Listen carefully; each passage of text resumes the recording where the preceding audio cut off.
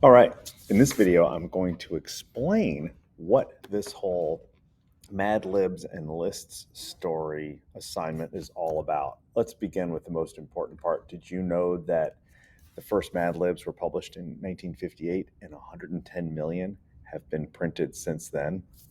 You should read the full story, it's amazing. But now it's your turn to work on this solo project where you are going to create a Mad Libs fill in the blank style story that is created by randomly pulling words or phrases from a list in Python. That list is going to get completed by the person who fills in your story. So the example would be your program asks for 3 animal types.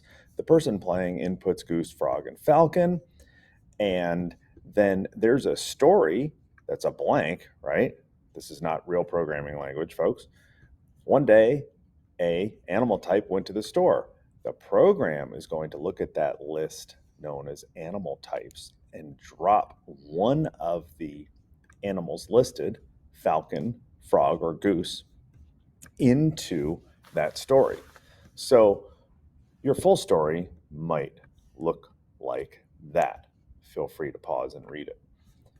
I've given you a sample story program, which is a super basic version that does not meet all the requirements, that doesn't do all the things yours will do, but it is a really good foundation.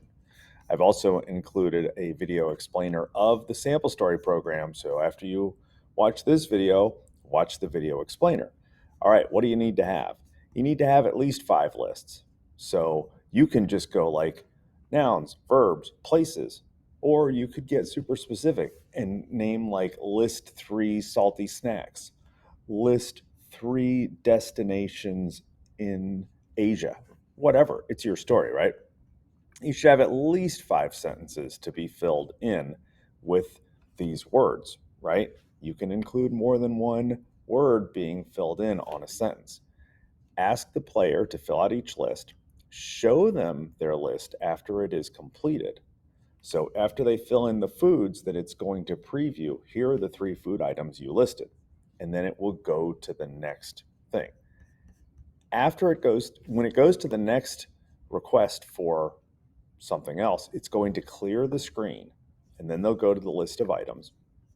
After all the lists have been filled, then it will run the completed story by using code like this to pull a list item from the animal types list and drop it into the story.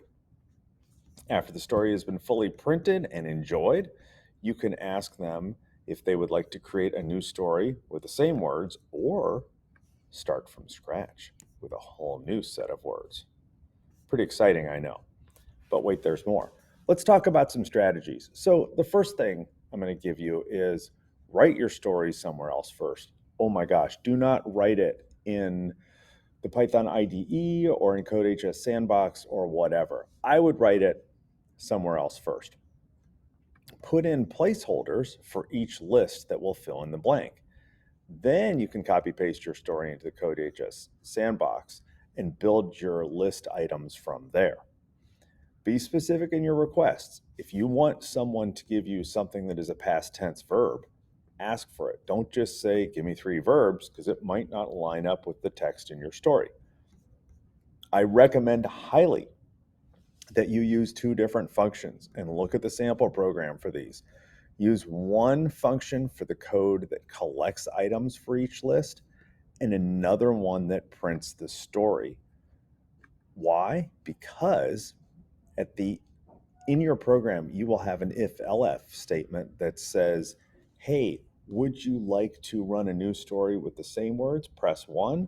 Or would you like to start from scratch with a whole new set of words?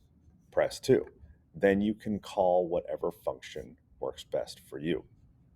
And that concludes my exciting video explainer of the Python Mad Libs and Lists program.